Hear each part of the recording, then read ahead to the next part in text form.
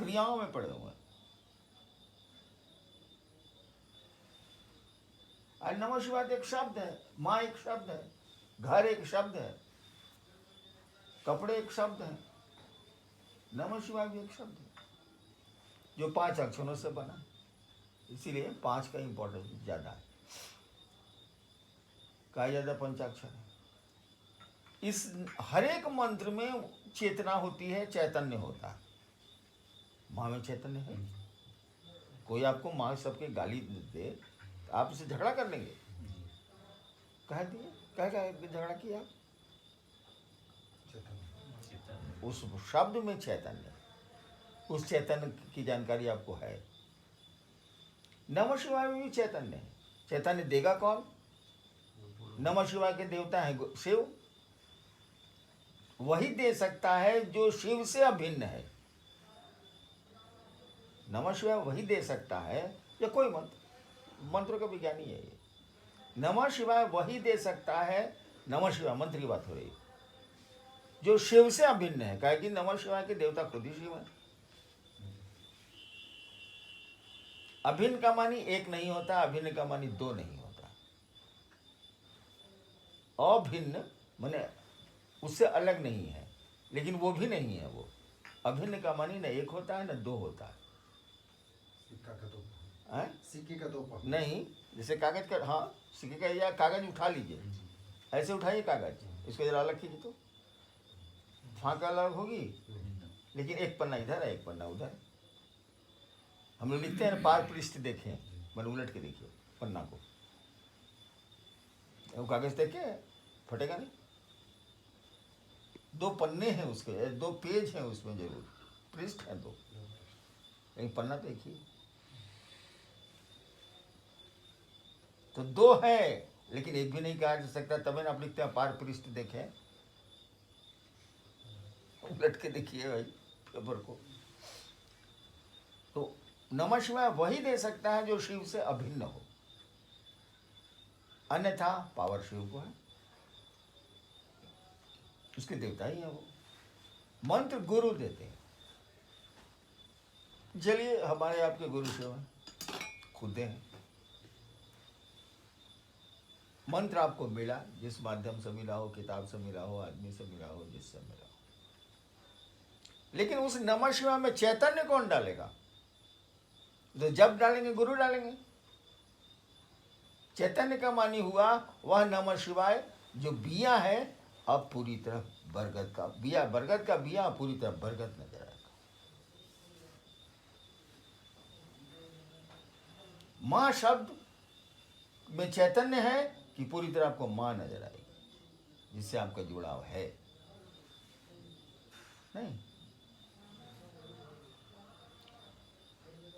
अब गुरु नमः शिवाय में जितना डिग्री पर चैतन्य डालेंगे उतना ज्यादा वो रिजल्ट देगा, उतना उसके परिणाम होगा। अब आप माला पर कर रहे हैं, आप सांस पर कर रहे हैं। शिष्यानुभूति इस मामले में एकदम क्लियर है। कहती हैं कि गुरु को प्रणाम आप एक माला दिवारात्रि में करके मने नमः शिवाय का जप कर सकते हैं, करना नहीं है, ये लिखा हुआ नहीं है, कर सकते हैं। फिर लिखती है कि ये माला होगी कैसे? मंत्रानुक्रम से भाव प्रणाम इसमें आवश्यक है। मंत्रानुक्रम से भाव प्रणाम इसमें आवश्यक है। दूसरी लाइन शायद यही है। तो मंत्रानुक्रम मैंने क्या हुआ? मंत्र का अनुक्रम क्या हुआ? एक बार बोले नमः शिवाय, फिर दोबारा बोले नमः शिवाय, फिर दोबारा बोले नमः शिवाय, फिर 4 बार चौथा बोले नमः शिवाय। इस तरह से 108 पूरेगा। तो मंत्रों का अनुक्रम तो यही है। अनुक्रम मैंने क्रमबद्ध। शिष्यानुभूति कहती है क्रमबद्ध चलो, सरसरा के मत निकलो। काहे क्रमबद्ध चलो? उस क्रमबद्ध में भाव प्रणाम जरूरी है, यानी तुम्हारे दिल से वो प्रणाम होना चाहिए अपने गुरु शिव को। भाव प्रणाम जरूरी है। इतनी बातें लोग समझ नहीं पा रहे। नहीं समझते। अच्छा, एक आदमी को कितनी ताकत है कि कितने को समझाएगा, बहुत मुश्किल है।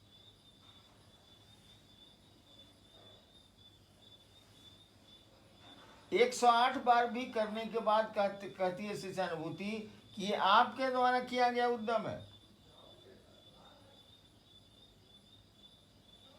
इसका परिणाम जो है क्लियर नहीं है बाबू, ये आपके द्वारा की गई कोशिश है। गुरु दया जब मिलेगी तो परिणाम आ जाएगा। यानी मंत्रों में चैतन्य उन्हीं की दया से ना आवेगा बाबू जी। तो गुरु दया होगी, यानी मंत्रों में चैतन्य आ गया, रिजल्ट है।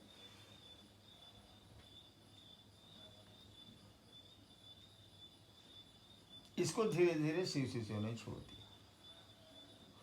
चर्चा पर बल गया और इसको छोड़ दिया। तो मन जो शांत हो रहा था, पहले तो आप माला ठीक से कर नहीं रहे थे, आपको मंत्रों का जप करना है अनुक्रम से ना भाई। आप गिनती क्यों करें, गिनती तो उसमें गिना ही हुआ है, तो गिनने की कहाँ जरूरत है।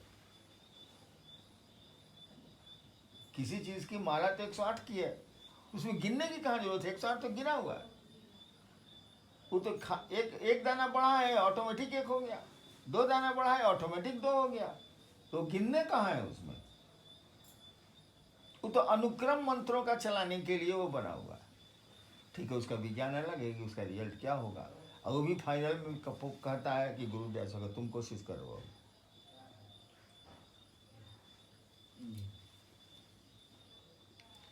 फिर शिष्यानुभूति कहती है शिव के शिष्य भावांतरण के लिए, मैंने जीव भाव शिष्य जो है उसका, जगत का जो भाव है वो शिव भाव में बदले।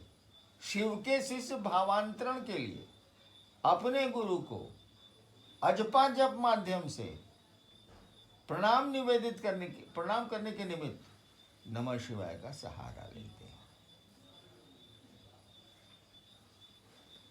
वहां कहता है कर भी सकते हो, नहीं भी कर सकते हो, कर सकते हो, माला कर सकते हो पर छोड़ दिया। लेकिन कहा कि जो शिव का शिष्य वो करता क्या है बाबू, तो क्या वो क्या करता है, सांस सामान्य गति पर आई तो नमः, सांस सामान्य गति से जो सामान्य गति में जो चलती है निकली तो शिवा। कोई काम करते रहिए, सांस चलेगी ही चलेगी। कहा कि सामान्य गति जो सांस की है उस पर नमः चढ़ा लो। सांस निकल ही रही है, तुमको कुछ करना नहीं है तो शिवाय जाने दो।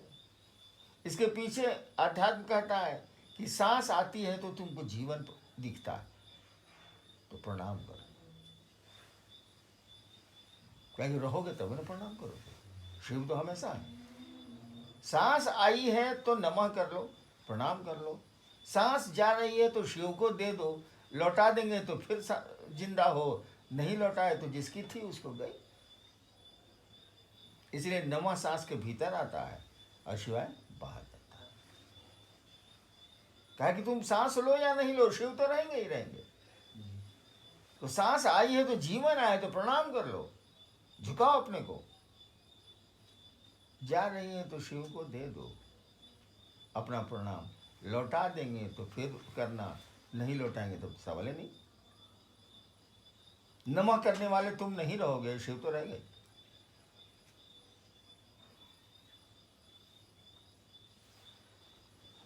तो जब देखा कि हमने कहा कि सारा लोग भारी लग रहा है, लोग नहीं कर पा रहे हैं, तो इसको घटाया।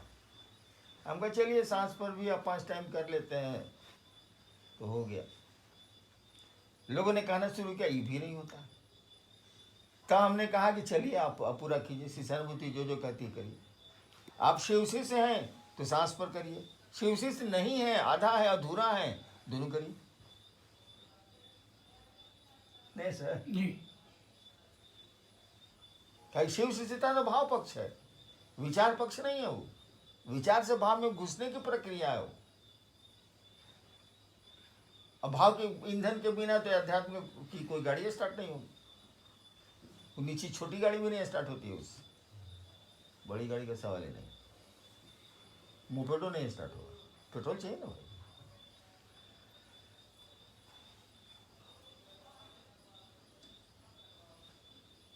मन स्थिर होता ही नहीं है। तो जैसे आपने कहा अभी 18-19 की चर्चा में कि 11 मिनट आप नमः शिवाय करिए सांस पर, तो कैसे संभव है? ये लोग तो समझ लिया।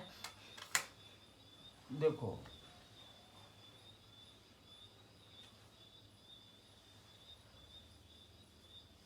जो लोग ये समाचार देते हैं कि साहब बोले हैं या हैनान जी बोले हैं कि 11 मिनट आप नमः शिवाय करिए, मिनिमम 12 कर सकते हैं, 13 कर सकते हैं, 15 कर सकते हैं, 16 कर सकते हैं।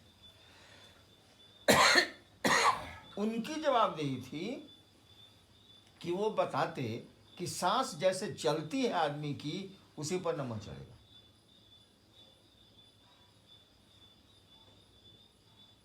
आप खुद तो समझते नहीं, दूसरों को भी बिगाड़ देते हैं।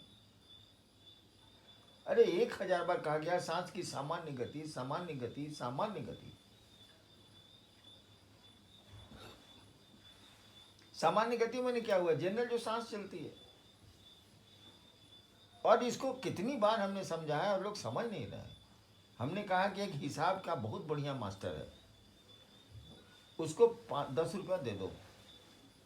कहा कि मट साहब देखिए हमको तुरंत निकलना है, आप 10 रुपये का पान ले आइए, दौड़ के जाइए।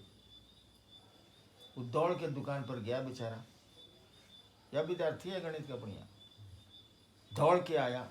तब तक एक आदमी कहता, भैया ये जरा आलू परवल खरीद के लाए, जरा सवा जोड़ दिए। तो वो कहेगा जरा ठहरो भाई, या सुस्ता लेने दो, ठहरो भाई। क्या हुआ है उसको?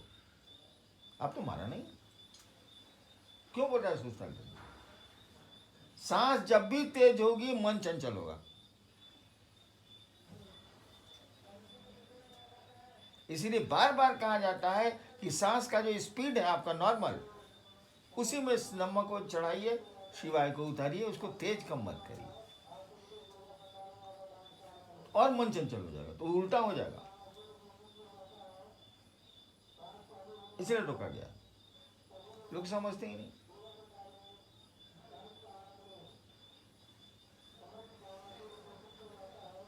अब 11 मिनट का भी हटा दो, लोग बीमार पड़ जाए, इससे ज्यादा अच्छा है कि हटा दो। हाँ, लोग समझ ही नहीं रहे ना, समझ ही नहीं तकनीक रहे। से क्या करना है लोग समझ ही नहीं। इसको लोग टास्क के तौर पे उसको बैठ लिया है। ये भैया टास्क का उसका तरीका है कि सिद्धासन लगाइए, पद्मासन लगाइए, या सूत के करिए। सांस जैसे चल रही है उस पर नमक चढ़ाइए, शिवाय जाने दीजिए, और थोड़ा देर बैठिएगा, 10 मिनट हो ही जाएगा। इसीलिए न कहा गया, और क्या।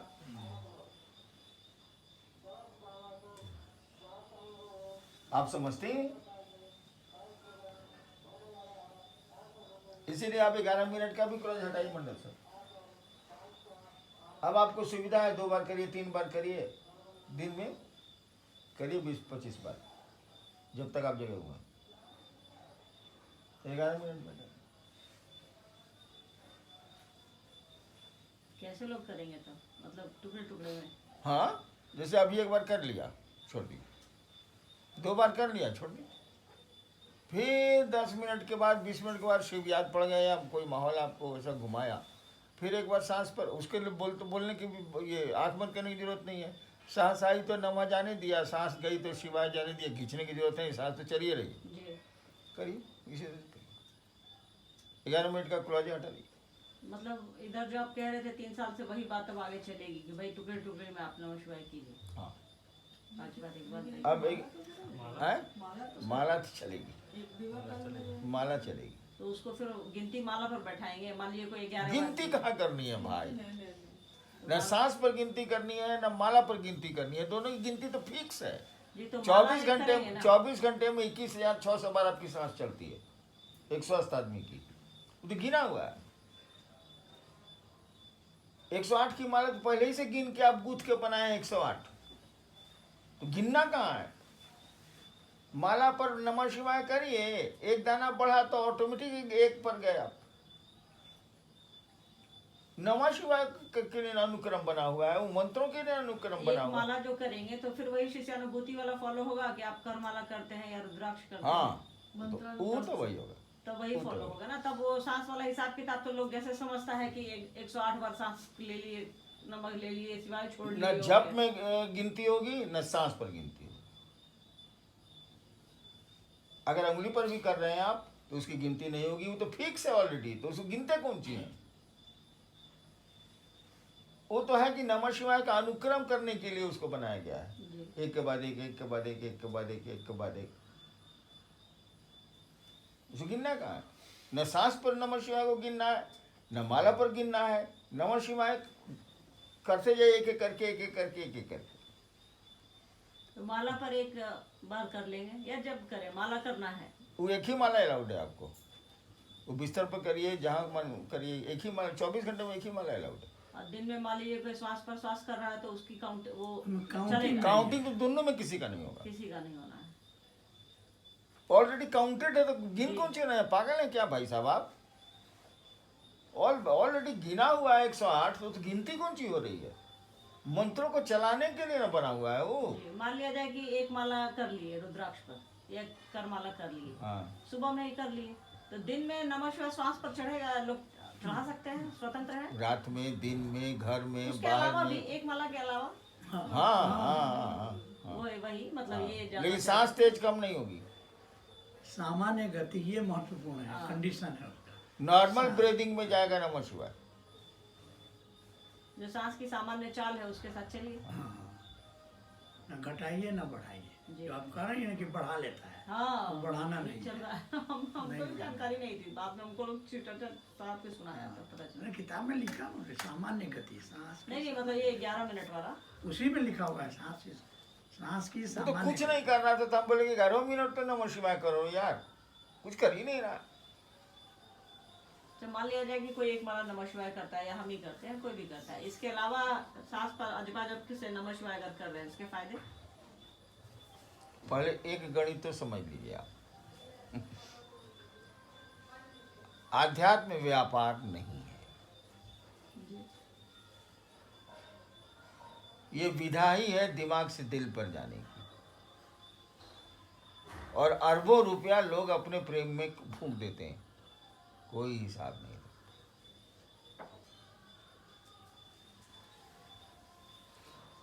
फायदा तभी होगा जब शिव को आप गुरु मानिएगा। वैसे इसका फायदा है, जैसे नमः शिवाय शिव को प्रणाम है, एक मंत्र है। हरिनाम भी एक मंत्र है, नाम है तो मंत्र है। हर एक देवताओं का एक नाम होता है, हर एक नाम मंत्र का एक देवता होता है। जी। हरिनाम भी एक मंत्र है, लवली भी एक मंत्र है, रणधीर भी एक मंत्र है, मंडल जी भी एक मंत्र है। यानी किसी सत्ता का नाम है ये, तो मंत्र सत्ताओं का नाम है, उससे भाव सत्ताएं जुड़ी रहती, वो अच्छी हो बुरी।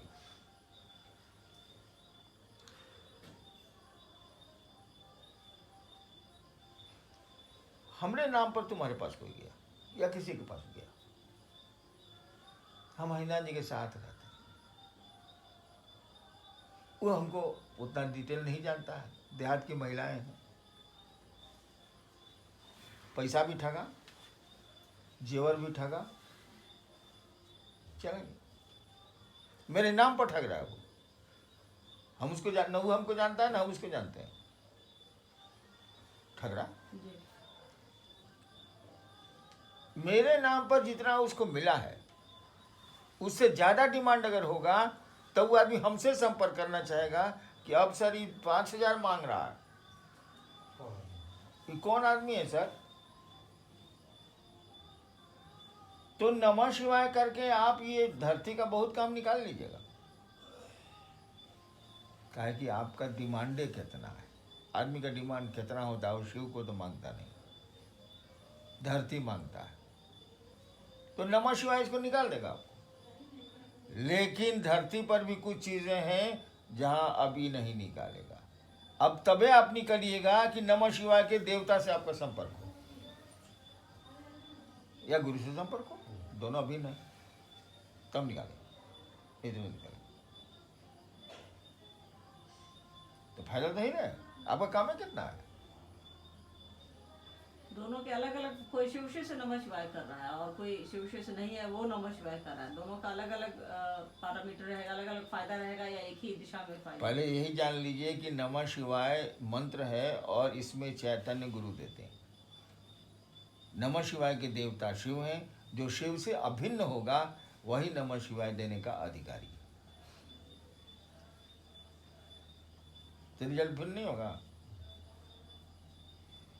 डिफरेंट होगा ना। हाँ, कोई शिव से कर रहा है, कोई शिव से नहीं है, कोई राम का भक्त है या कोई कृष्ण का, कोई फायदा उसको भी होगा, फायदा उसको भी होगा, लेकिन उस डिग्री पर, उस अंश पर नहीं होगा। डिग्री चेंज हो जाएगी। डिग्री से कोई आपका नाम जानता है, कोई आपसे ऐसे ही लगाव है किसी को, तो दोनों डिग्री के भी change लेवल में ही फर्क आ जाएगा हर तरह के। जो हमसे जुड़ा हुआ है वो जानता है, छोटा छोटा बात कहेंगे तो बहुत जोर से बिगड़ेंगे, उन्हें कहेगा। वो वही बात वो हमको कहेगा जब पूछता है कि हमारा कोई चारा नहीं चल रहा। तो जो उनको लोगों को महादेव से संपर्क है, जिनको भी हो संपर्क है, वो छोटी छोटी बातों में कह ही नहीं सकते उनको, लेकिन नमः शिवाय तो कर देगा। उनको तो बड़ी ही बात कही जाएगी ना।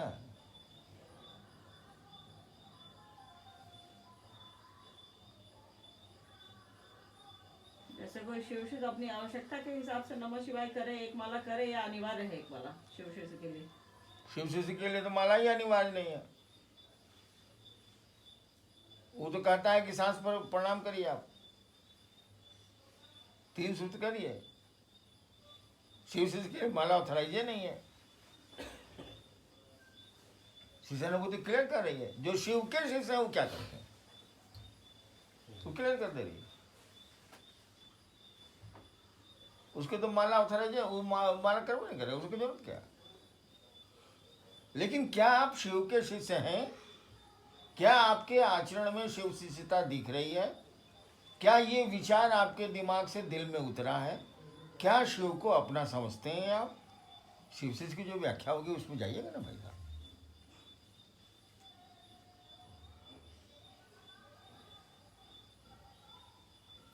ये थोड़ा कंफ्यूजिंग है। क्या मतलब शिव के शिष्य जो है, तो एक तरफ कहा जा रहा है कि आप एक माला कीजिए, नमः शिवाय 108 बार नमः शिवाय करिए। एक तरफ मतलब कहा जा रहा है कि जो शिव के शिष्य, तो ये पैरामीटर तो बहुत कठिन है ना कि कौन शिव का शिष्य है या नहीं, या उस दिशा में चल रहा है। ये भैया तो इसीलिए कहा जा रहा है दोनों करिए आप। एक माला नमः शिवाय में आपको 20 मिनट से ज्यादा नहीं लगता है। वो भी बहुत है, 20 मिनट भी नहीं। नहीं, 20 मिनट लगेगा। मंत्रानुक्रम से भाव प्रणाम कीजिएगा, 20 मिनट लगेगा। तो आपके पास 20 मिनट नहीं है। एक गुरु भाई है मेरा जो यहीं बैठा हुआ है, वो लेटरिन में आधा घंटा बैठता है, तो 30 मिनट तो वही हो गया, 20 मिनट नहीं मिला। जी। कटहल मोड़ में एक आदमी है जो 1 घंटा लेटरिन में रहता है, आपको 1 घंटे 20 मिनट नहीं मिला, 7.5 मिनट तो मिला।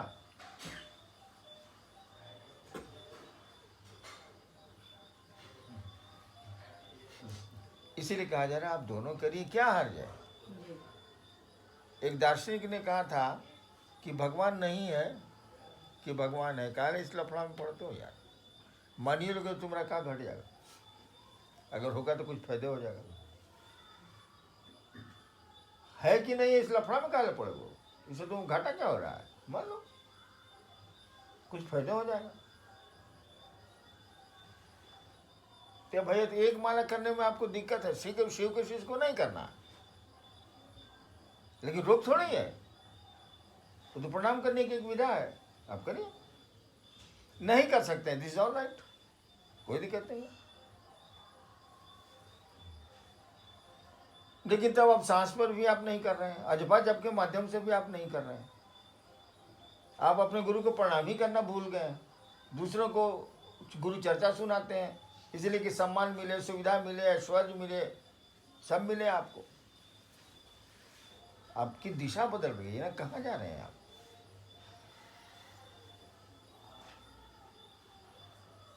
आपको लोगों को शिव से जोड़ना था, उस गुरु सत्ता से जोड़ना था, जो विश्व गुरु है, जोड़ना था। आप अपने से जोड़ रहे हैं। ये क्यों जोड़ रहे हैं? इसीलिए कि आपका नमस्कार छूट गया है, आप अपने गुरु को प्रणाम तक नहीं करते हैं।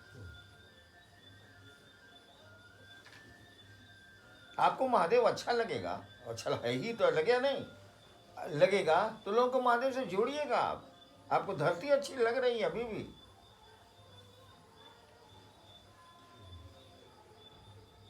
इसीलिए हमने कहा कि नमः शिवाय पर थोड़ा ध्यान दीजिए, आप लोग करिए। ठीक है, 11 मिनट का बार हटा दीजिए, बंधन हटा दीजिए, लेकिन नमः शिवाय करिएगा ना भाई साहब। जब मन करे तब करिए, एक ही बार करिए, फिर करिएगा, फिर करिएगा, फिर करिएगा, फिर करिए। गिनती न माला की होगी न सांस की होगी, तो गिना हुआ तो गिनिए, गिन कर रहे हैं।